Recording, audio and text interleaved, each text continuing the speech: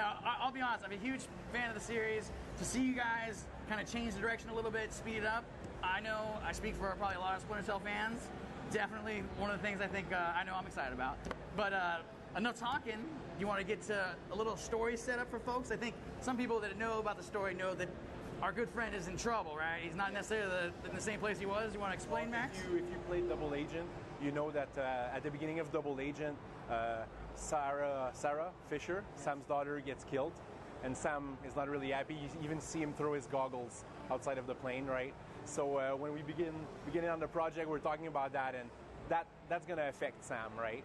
So the beginning, Conviction starts with Sam looking for answers about that, and he's digging and he's not liking what he's finding, right? Something's fishy about it, so that leads him to Malta, and that's where our demo is, on the island of Malta, and he's looking for answers, he's looking for who killed his daughter. That's awesome. Let's check it out. All right, let's play. Now, is this what we have seen so far, or is this? Yes, it is. Exactly.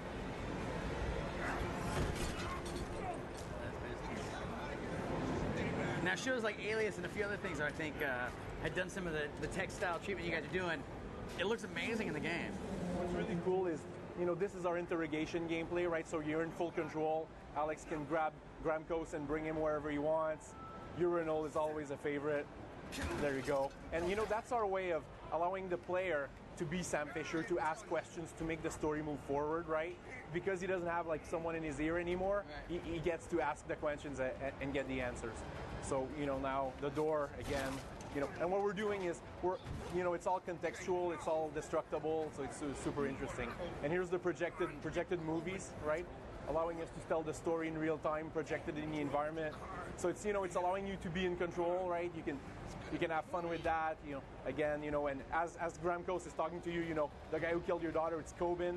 Here's an image of Coben, here's a movie of Coben, always keeping the pace up. And let me ask you a question, if you don't mind. Like, when that's happening, that's really just for the sake of the viewer, or the player, I should say, and really the characters are oblivious to that happening? Yeah. Exactly. It's our way of keeping the player in the game, right? We don't want to, you play and then you stop and you watch our cinematic, right? You're in control, you want to watch. If you don't care, go bash again and we move forward.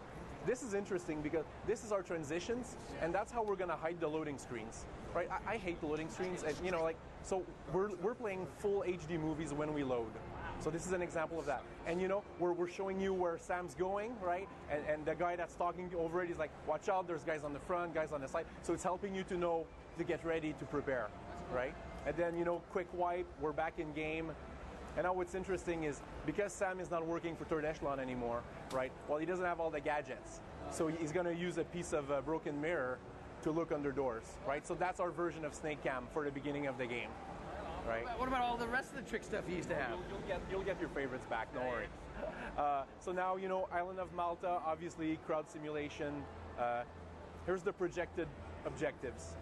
Again, super interesting for us because, again, it's always in the game, right? It's not just new objective, go to this top left. And also what's interesting is that there's two layers to it, right? The first one is, here's your objective, but it's also where it's projected. It's like serving like a 3D waypoint almost, right? So infiltrate the mansion, where is it written? On the mansion, right? So it's like helping us guide the players. Again here, Sam, because we want to keep the pace moving faster of the game, hanging on the ledge a lot faster. All the athletic moves are a lot faster than before, just throwing the guy down. I love that part. Here's another thing that's really important for us. It's the mark and execute. So see, look under the door with the broken mirror, right? And now Alex is going to mark a guy and a light. And that, every movie scene where you have the hero, he's looking inside a room and then he takes his breath and then he storms in super fast. So that's what we want to deliver. So now Alex is ready. The marks are white, which means he doesn't have line of sight, so he needs to get in the proper position to do it. So open the door and execute. We'll zoom in at the end with the slow-mo. That's optional. If you don't hold the Y button is your execute button. But if you don't hold it, then you don't do that. You don't get the little realization on that. Human shield, of course. We need that in a Splinter Cell game. All our environments are really built to allow players to go wherever they want, little sandboxes.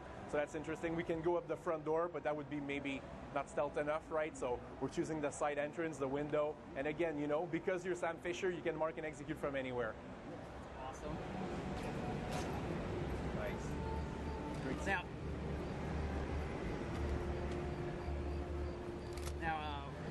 as we're watching Sam do his dirty business. I'm hoping to take some questions from the audience. I need a little help with that though. My laptop needs like a power supply. I'll give that shout out.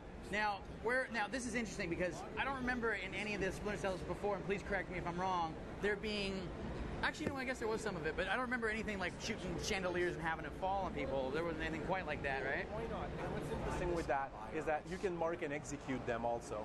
So you can do, of course, you can mark enemies, lights, and traps, and explosives. So you can like combine your mark and execute with different things. So, you know, 2 guys under a chandelier, well, you can mark the 2 guys, but that's going to cost you 2 marks. So you might as well go for a chandelier and maybe another guy. And here, you know, here's a great example also using an athletic move, the death from above. Alex is going to death from above, and then boom, execute. So it allows you to do little combinations like that. And here's something that's interesting, the last known position. So the guys now, they're shooting at Sam. Alex is gonna run away a bit, break line of sight with the enemies, boom, last known position. That tells the player, good job, the enemy lost you, right? But now they're coming for you there. So you can, you know, play a little cat and mouse game with your enemies. You know, like previous stealth games, you know, you could whistle and then the guys would come and then you take care of them. So that's like our version of that, but you know, when you're dynamic, when you're more action. If the guy sees you round a corner, does it show your ghost image like round in that corner, and then you can just wait right there at the edge, wait for the guy to come?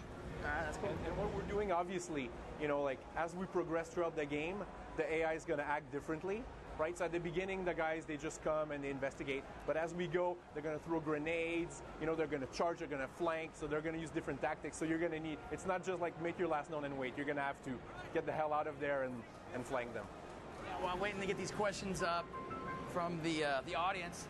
I have, now Splinter Cell, like you said, there was definitely that relationship where it was like you were moving along, dude was in your ear telling you where to go and what to do, right? Is there something that you guys have now put in place of that, or is it straight up more of a solitary solo, I am on a mission of jacking all these people and finding my daughter's killer? Yeah, well, I was requested to not talk about the story. So I cannot answer that. But what I can tell you is definitely at the beginning of the game, Sam is going to be the one, you know, pushing the investigation. But he's definitely going to meet with people that we know and make new friends. Let's say that, and it's going to help us, you know, move the story forward. Now, Max, hey, you had played the first Splinter Cell. Were you? Did you think that you were going to get to make your very own Splinter Cell game at some point? At that point? I never. I mean, when I started at Ubisoft, we were big Rainbow Six fans, oh, yeah. And we were playing it every lunch. And then at one point, Ubisoft bought Red Storm, right. And we were just kidding around, like, wow, can you imagine us making a Tom Clancy game? And you know, a couple of years later, you know, Alex and I worked on Rainbow Six Vegas, and now, you know, Splinter Cell. I mean, that's why I love Ubisoft. That's fantastic. That's super awesome. So this is the demo that you guys have running over at your booth right now, is that right? Super appreciate you guys coming over and showing it. I'm going to see if I can get these questions up before I let you sneak off. Actually, it is about time to let you go anyways, and I'm sure you got somewhere else to run off to. Any last words for the folks watching at home? I know there's a tons of people that were asking about this game, and I'm so glad you guys did come and show it. Second game in the show. Any last words for you?